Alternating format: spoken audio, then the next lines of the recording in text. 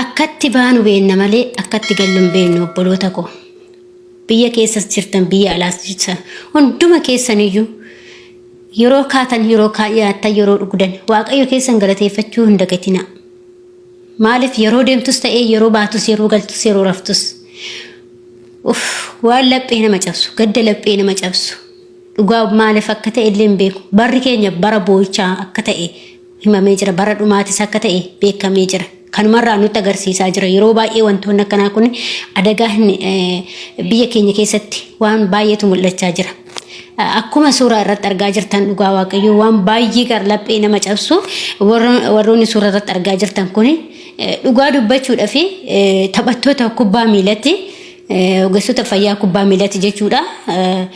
Walaayittaa irraa karaa hawaasaatti taphaaf osoo kubbaa miilatiif deemaa jiranuyyuu balaa tasaa isaan mudateen addunyaa kanarraa boqotanii jiru. Balaan inni tasaa mudateellee immoo akkuma beekamu biyya keenyatti yeroo baay'ee balaa konkolaataati. Balaa konkolaataa geejjiba kana yeroo baay'ee uummata keenya kan fixaa jiru. Uummata keenya yeroo hundumaa barsiistota keenya, hayyoota keenya, beektota keenya yeroo baay'ee baqa yeessota keenya, abboota keenya, ijoollee keenya hunduma isaa kan fixaa jiru. Yeroo hundumaayyuu deddeebi'ee mul'ata balaan konkolaataa kun jechuudha. Dhugaa baqa maal akka ta'ellee hin beeku. Dhugaa baqa baay'ee nama sodaachisa biyya keenya keessatti jechuudha. Lubbuun akka shunkurtii taate bara kana keessa namoota meeqatu balaa konkolaataatiin dhume dhugaa nama meeqa jechuudha. Dhugaa waaqayyo jechuudha.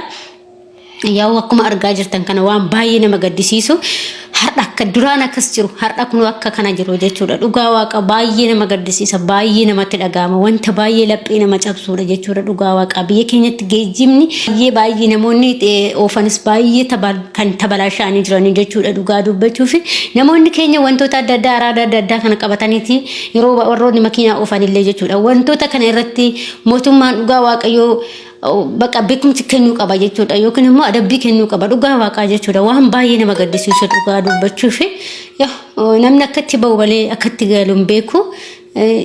Yaadhaa isaanillee hin dhumna jedhaniiti miti yeroo deemanii gammachuudhaan deemanii yeroo hundi isaanii taphatanii kolfanii deemanii immoo har'a hin jiran jechuudha. Dhugaa waaqaa waan baay'ee nama gaddisiisu laphee nama cabsuudha. Ani hin beeku addunyaa kana irratti hangam akka jiraannuuf garuu wal jibbina. Daqiiqa takkatti jechuudha. Daqiiqa takkatti kan wal biraa deemnuuf wal jibbinee wal amannee miidiyaa kanarratti amantaan kutaan gandaan zariidhaan maali wal qoonne jechuudha asirratti jechuudha. Garuu daqiiqa sekondii takkaaf kan wal biraa deemnu daqiiqa yuumatti sekondiidhaaf jechuudha. Innaa warra boqote kanaaf waaqayyoon lubbuu isaanii nuuf amaaru kan waaqayyo immoo maatii isaaniitiif biyya isaaniitiif jajjabina hawwu. Dhugaa waan baay'ee nama gaddisiisu balaan konkolaataa baay'ee jabaatee jira. Kana qofaa miti kana qofas miti ammallee akkuma argaa jirtanii kunis namoonni asitti wannu jedhan balaa konkolaataatiin namoota baay'eetu dhumaa jira jechuudha. Biyya keenya keessatti irra caalee balaa konkolaataatiin kan dhumaa jiru jechuudha. Dhugaa waaqayyo jechuudha. Waaqayyoon hundumaayyuu laphee nama cabsaa obboloota koo dhugaa waaqayyoo dubbanne waan godheef waaqayyootu beeka hundumaayyuu. Kanaafuu obboloota koo hundumti keessaniyyuu yoo kaatanis yoo nyaatanis yoo dhugdanis waaqayyo keessan galateeffadhaa. Akkuma amantaa keessatti galateeffachuu hin dagatina. Yaa waaqayyo kan nagaa nu baastee nagaa nu galchee jechuu hin dagatina. Yaa waaqayyo nagaa nu bulchitee nagaa nu oolchee jechuu hin dagatina. Dhugaa waaqaa jechuudha. Yaa Rabbi dhaphee nama cabsa dhugaa waaqayyo jechuudha. Duukamattis akkuma argaa jirtanii duukamarrattis konkolaataan walitti bu'ee namoota lubbuudhaan galaafatamee jira. Namoota hangasaa hin beekne garuu kan miidiyaan afarsaa jiru jechuudha. Kunis namoonni immoo akkuma agartan suuraa irratti akkuma dura argaa jirtanii namoota baay'eedha konkolaataa taphattoonni kubbaa miilaa baay'eedha. Akkasuma namni tokkoyyuu hin baane jedhanii jiru. Hundumtuu hin boqote jedhanii jirani. Waaqayyoon immoo maatii isaaniitiif firoottan isaa akkasuma biyyuma keenyaafis waaqayyoon jajjabinaa hawwu. Dhugaa waan baay'ee laphee nama cabsuudha jechuudha. Walumaa galatti ani wanta dubbadhu hin qabu. Kana furmaata mootummaan gochuu qaba. Yeroo baay'ee uummanni keenya sababa konkolaataati, sababa geejjibaati yeroo baay'ee uummanni keenya dhumaa jira. Sababa karaatiin sababa warroonni immoo akkasuma konkolaataa oofanii araada garaagaraatirraan kan ka'e wantoonni akkanaa kunillee hin jira biyya keenya keessatti jechuudha. Wantoota akkanaa kanarraa bilisa akka ta'anis mootummaan akka nuuf dhugaa baqa maal jedhaaf lubbuun namaa garuu baatu hin deebitu. Har'a lubbuun isaanii baatee jirti hin deebitu nama kana hunda jechuudha.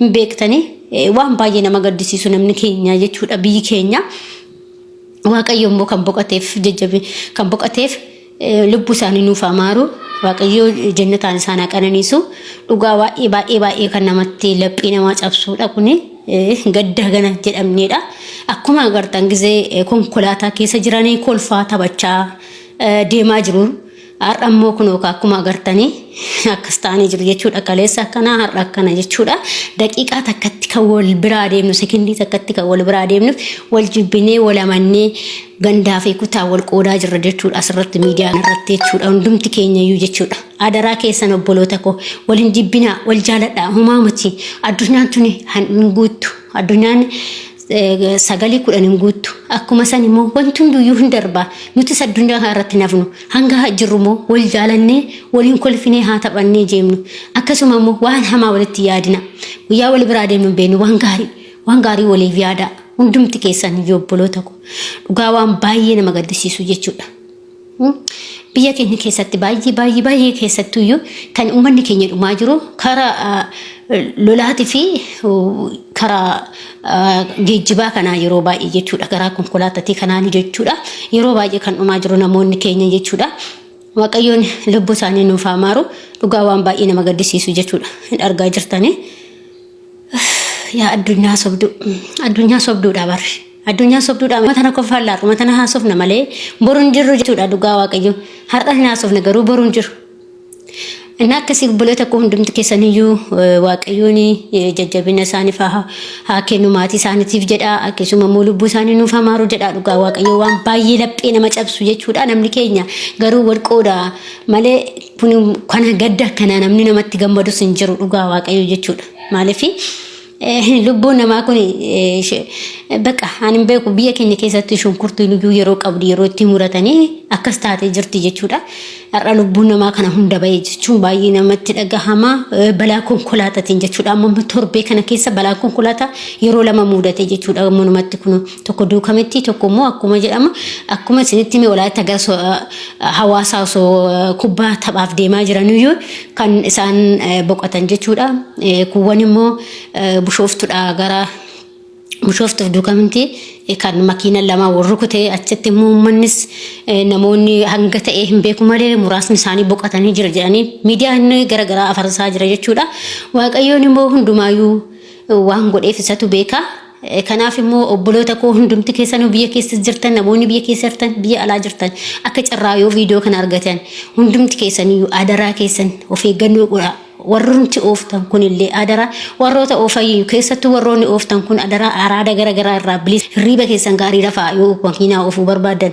araada garagaraa irraa bilisa ta'a keessattuu waan oofan araada garagaraatiin wantoota akkasuma mootummaanis karaa hunduma isaayyuu tolchuu qaba uummanni keenya dhumaa jira dhugaa waaqa uummanni keenya du'ee jira bar uummanni keenya baay'ee galee waan tokko iddoo tokko deemeen galuu bar bashannananii kolfanii taphatanii har'a akkasitti ta'anii akka argaman kaleessa taphatanii har'a dhabaman maal jedhu dhugaa waaqa waan baay'ee nama እና akkasii kanaaf waaqayyoon kan boqoteef lubbuu isaanii nuuf amaaru wanti godhamu hin jiru kanaaf immoo dhaamsi kiyya of eeggannoo gochuudha hanga danda'ametti of eeggannoo gochuudha baqa keessaa warri of makiinaa of jechuudha of eeggannoo cimaa gochuu barbaachisa baqa maaliif kan ofisun dirqama isaat of eeggannoo gochuu fi araada garagaraa irraa bilisa ta'uun jechuudha yeroo baay'ee namoonni makiinaa oofan irra caalaa warroota araada qaban argamu maaliif akka ta'e hin beeku gochuudha dhugaa harakaata baay'ee godhu jechuudha dhugaa dubbachuudha fi kanneen irraa bilisa ta'uu qabu jechuudha maaliif lubbuu namaati kan isaan fe'anii lubbuu nama baay'ee kana fe'anii deemu jechuudha kanaaf wantoota akkasii kanarraallee akka of eeganii mootummaadha kana nuuf gochuu qabu adara yaa mootummaan maalluu dhageessaa mutati maalluu dhageessaa muti maaloo uummanni keenya dhumaa jira karaas nu tolchii uummata keenya akka isaan dhumne nu taasisi warroota konkolaachistoota kanallee hunduma isaaniiyyuu akka seeran konkolaachisan haalanii nu eegaay namoota akka baay'isanitti walitti feene waan tiraafikoonni baay'isanii eeguu qabu namoota illee baay'ina walitti ashaganii wantoota akkanaa kanaaf fa'aallee kan galabbataman jira makiinaan akkasii wanti akkanaati irraan kan dhufuudha yeroo baay'ee jechuudha makiinaan biyya keenya gara maaliif makiinaan teenyamee karaa jechuuf karaan hin jiru karaan immoo tolfameeti miti akkasumas ta'ee makiinaan keenya hanga biyya ormaati miti biyya ormaa makiina qinqinii kana keessaa guyyaatti akka makiinaa sitti waliin rukutu maaliif araada garagaraan qabu seeraan oofaa seeraan oofata maaliif nama walitti baay'isee walitti ashagee hin fe'amu asitti jechuudha hin qabama waan ta'eef osoo ta'eyyuu jechuudha na biyya keenya keessatti immoo makiinaan namni tokko makiinaan tokko nama 60 70 80 baata jechuudha makiinaan humna inni makiinaan nama 30 baachuu qabe nama 60tti fe'an jechuudha walirratti jechuudha inna sababa kanaaf makiinaan uummata keenya fixaa jira dhugaa wanta kana mootummaa irratti nuuf hirmaachuu qaba jedha makiinaa gamana walitti ooftan hundumti keessanii adara sinitti ta'u gadda laphee nama cabsuudha waaqayyo maatii isaaniitiif jajjabina kennu maal gochuu hin dandeenyu wanti goonu hin jiru biyya ormaa keessa jirra ulfaata